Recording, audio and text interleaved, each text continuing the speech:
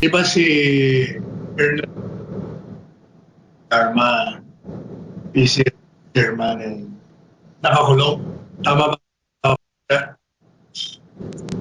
Yes, yes. Right. Nakakulong siya. At nakakulong siya dahil sa walang bagay na tanong na hindi niya masagot. Sapagat unang-una, tanong, improper na, invasive pa, at subjective pa. Ang tanong, malapit ka ba kay Pangulong Duterte? Alam mo na, pag tinanong ka niya, paano mo masasabing malapit ka?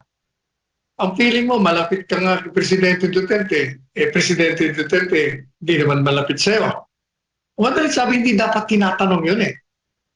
Pagkatapos, dahil lamang dyan, ikinulong siya. To my mind, that is illegal. Maling-mali. That is an abuse of authority and abuse also of discretion na you can cite in contempt in the aid of legislation. Ngayon, so yun ang kalakaran, nakakulong po siya. At ilang araw na.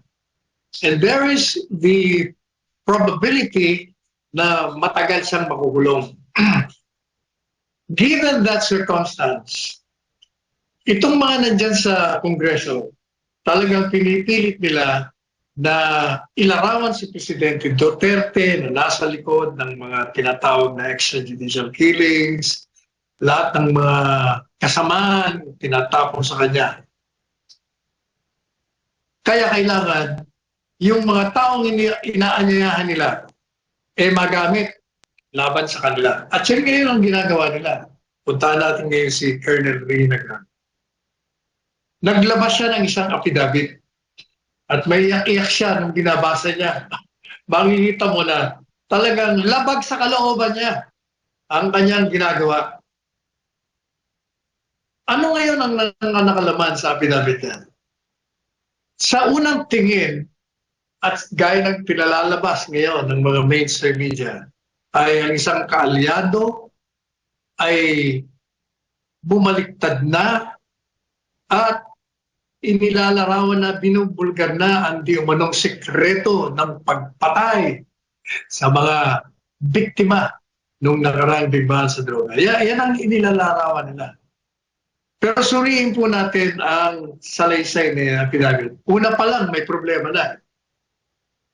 Bakit kanyo? Ang nakalagay doon, tinawagan na po siya ng alas 5 ng madaling araw noong Mayo 2016. Teka muna. Noong Mayo 2016, election pa lang yon. Hindi pa alam ng Presidente Duterte kung mananalo siya o hindi. Kasi hindi naman nakalagay doon exactly date. May. May. That was the time elections were being made. So hindi mo pa alam kung after the election na ba yan o prior to the election. In either case, hindi pa siya presidenteng nahalal at hindi niya pa rin alam na mahalal siya. So paano nangyari yun? Bakit naman ang isang tao na hindi mo alam na maging presidente ka o hindi, o kung naging nahalal ka naman, hindi ka pa nakaupo, gagawin mo na yung mga sinasabi mong nagtatawag ka, madaling araw pa, at doon pa sa kanyang residence. Yun po hindi nakapanipaniwala. Number 2, sa ngayon sa kanya, merong Davao Model Plan.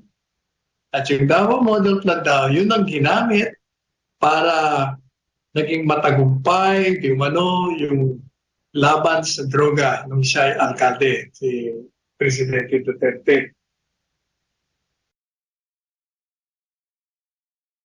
At nagkaroon daw ng mga tinatawag na rewards and payments. Nagbabayad daw ng malaking pera.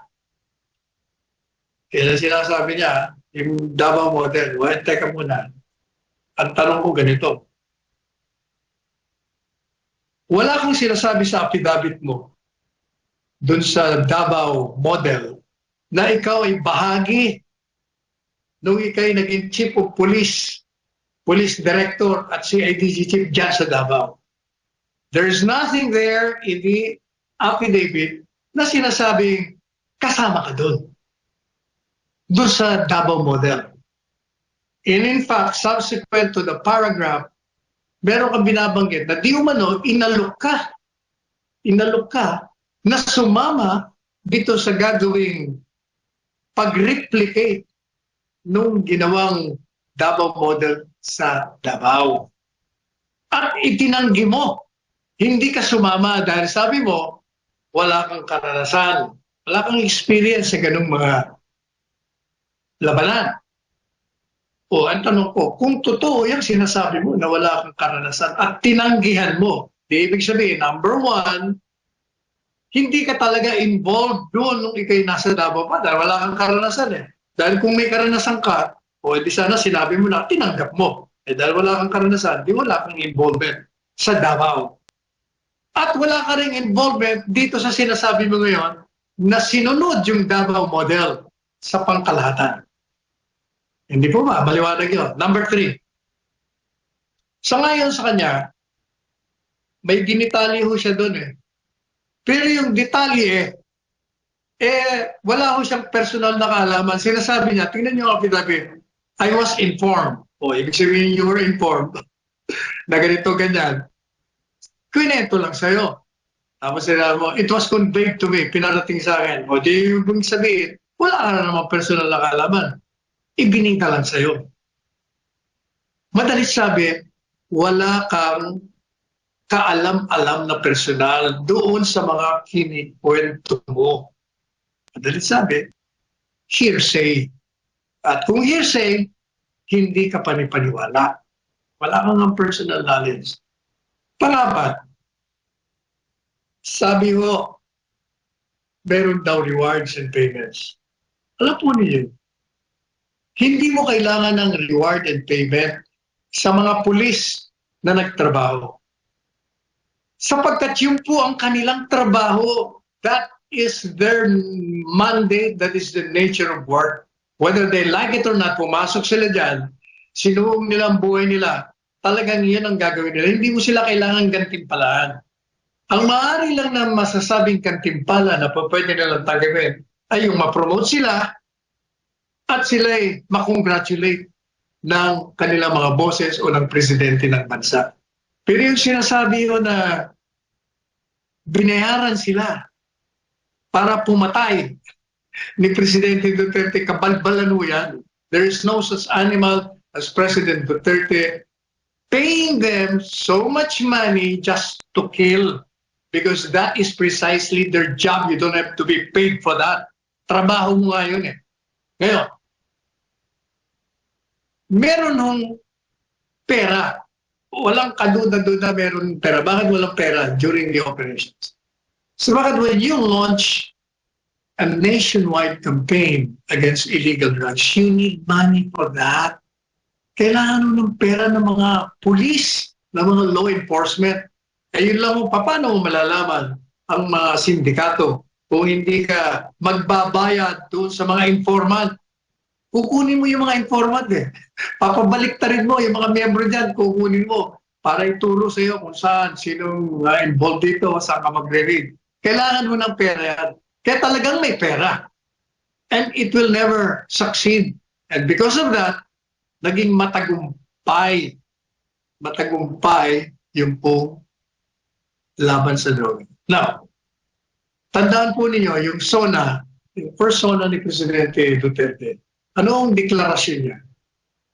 Sabi niya, pag ako nanalo, ito ang aking mga patakaran. This is my policy statement on the war on drugs. I will kill you. Papatayin ko kayo. Pag hindi kayo tumigil, hindi nyo itigil ang pagpakala, pagpalaganap at pagsira sa henerasyon ng mga Pilipino. I will kill you. Yun ang ginagamit nila eh. Pero yun po ay isang pangako sa elektorado. Na yung elektorado naman nakikinig at dahil sa kanyang pangako na binitawan, yun po ay naging bahagi ng isang kontrata ng isang kandidato at sa bumuboto sa kanya. At nung binutuhan siya maging presidente, kinakailangan yung pangako niya yun, yung kontrata nila ay isagawa niya. Kaya isinagawa niya, hindi siya pa pwedeng mag-renege o bumaliktad doon. Kaya nga nung first SONA niya, sabi niya, sa mga pulis, mga law enforcement, I'm declaring war on drugs. Kaya gawin nyo ang trabaho nyo. Susuportahan ko kayo. Yun ang ibig sabihin ng susuportahan. Kasi ang mga reklamo ng mga pulis doon, kaya ho sila takot manghuli. Sila ho ay dinidemanda dahil maraming pera mga drug lords. Dinidemanda sila pa nakukulong, nasususpinde, nadidismiss. Kaya sabi ni Presidente, hindi mangyayari yun. Pag ginagawa nyo ang trabaho nyo in accordance with your duties and functions, I will support you. I will give you lawyers. Tuloy nyo. Gawin nyo. Subalit, may pasubali po siya. Sabi niya, if you abuse your authority, then there will be hell to pay. Parurusahan po. Kaya yung sinasabi niya na doon naman sa mga drugista, mga drug lords, papatayin ko kayo. Ibig kong sabihin lang, simpleng-simple. That is a policy statement, which means I will pursue you to the ends of the entire archipelago, prosecute you and put you behind bars. Ikukulong ko kayo. You know, ang nangyari dyan. Kaya hindi ko pa pwede na hindi gawin ni Presidente Duterte yan sapagkat yan ang kanyang mandato. Ngayon, ang tanong, naging matagumpay pa ang Presidente Duterte.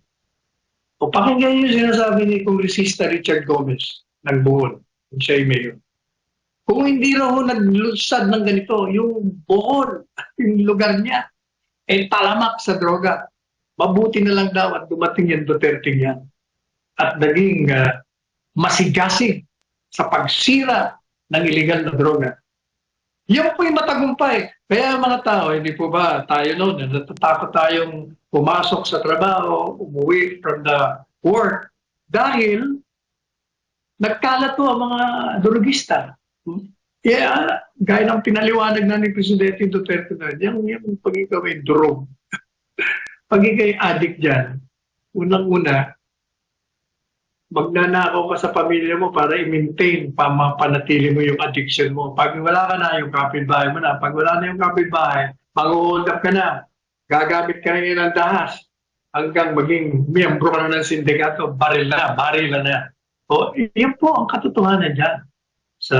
Kaya, ito pong affidavit ni Colonel Garma, sinasabi nila, na smoking gun, di umano, smoking gun, sabi niya, ako, ito na evidence. Ako, hindi po. Kaya title ko doon sa aking article, part 1, kahapon lumabas, smoking dad. Kasi, ang aking pong tingin dyan, itong si Garma, dahil halos umiyak na po siya, di ba? Talagang binubuli siya doon, tinatakot at lahat. Pinikwersa ngayon siya na magsalita upang ilarawan nga di umano na si Duterte ang nasa likod ng ganitong karumal-dumal na krimen. Kaya ako gumawa ng affidavit na ganyan. Pero, sa unang tingin, nakala nyo, naku, inilahan na. Pero hindi nga ako pwedeng inilahan. Kasi, yung pong laman, kinukontra ang tunay na kalakalan sa panahon na sinabi niya na wala siyang involvement, so hindi niya alam. Tumanggi siya kasi wala siyang karanasan. Pagkatapos, yung mga dinidetalye niya, sinabi lang sa kanya, kwinento lang sa kanya, wala ho siyang personal na kaalaman. Pero ang tingin ko, para, ang duda ko, personal na tingin ko dyan, siya ho ay tinakot, na kailangan ganitong gagawin mo, or kasama na yung takot, merong aloksa niya. O, alagaan ka namin. O, whatever. Yan o, may special charge yan. Makakasama yun sa konsiderasyon. Alagaan namin yung anak mo. Carrot and stick ang ginawa dyan. Pero, itong si Garma, siguro yung kinuha niyang abogado, marunong. Sabi niya, sige. Pagbigyan natin, pero gagawin natin. yung kwento mo, hindi tatayo sa hukuman. It will not stand in court. Pero for purpose of propaganda nila, magagamit nila. Pero pag nagdemanda sila, wala yan. Yan ang tingin ko dyan. Talagang gusto lang nilang siraan ang mga Duterte. In particular na si Presidente Duterte. Alright, Attorney Sal. Alam mo, Attorney Sal, maliban doon sa inilabas mong column doon sa The Manila Times, kasama mo rin sa Manila Times, itong si Bobby Tiglao, naglabas din ng column, Attorney Sal, at sabi niya, yung ginagawang investigasyon dyan sa Kamara ay in aid of re-election. And it has been a long-standing joke, ika nga sabi niya. Doon yung mga ginagawang inquiries ng iba't ibang komite ng Kamara. At sinabi din niya dito that the investigations aim to demonize Duterte so much that his candidates and he himself would lose in the May 2025 midterm elections. His demonization will drag down the prestige of his daughter Sarah, so far the shoo-in to be the next president. Mangyayari ba ito, Attorney Sal? Itong ginagawa nila na hearing dyan sa Kamara, sa Senado, will they succeed in destroying the Dutertes? Gaya mo na sinabi ko doon sa lalabas ng part 2 ko. Kasi part 1 lang yan eh. Huling paragraph sabi ko sa kanila. It is very obvious na yung ginagawa nila ay para siraan ang Presidente Duterte at si VP Inday Sara. Subalit, they will never succeed because the people there can see through of the evil intentions. Kaya yung sinasabi ni Bobby Tiglao, you remember, matagal na natin dinidiscuss yan, na yung mga ginagawa nila is in aid of election, in aid of re-election, in aid of becoming political relevant. Pero sa totoo lang, tingnan mo yung may mga lumalabas sa social media ngayon. Si Miriam Defensor Santiago, nung siya'y senador pa, galit na galit siya dyan sa mga inquiries na yan. Alam mo bakit? Sabi niya, bigyan niyo ko, sabi niya, ng isang batas na naisulong at naisagawa dahil dito sa inquiry ito. Hindi totoo, walang batas kasi nga, yung mga inquiries para matulungan ng mga lawmakers na magsagawa ng mga batas na makaka-amyenda, makakaklaro o mapaipapalit doon sa umiiral na batas. Pero sabi ni nasirang Senator Miriam Defensor Santiago, wala naman hanggang ngayon, wala. Ngayon, hinahamon ko po mga miyembro ng Kongreso, Senador, mga kongresista. Ipakita nyo nga sa amin kung anong batas na ang naipasa nyo. Kaugnay doon sa mga inquiries na ginawa nyo sa panahon ni Arroyo, panahon ni Aquino, panahon ni Ramos, panahon ni Estrada. Kung meron, after kayo natapos ng inquiry, ng rekomendasyon, meron ba kayong ginawang batas? Ano yun? Nasaan yun? Wala. Exactly, Attorney Sal.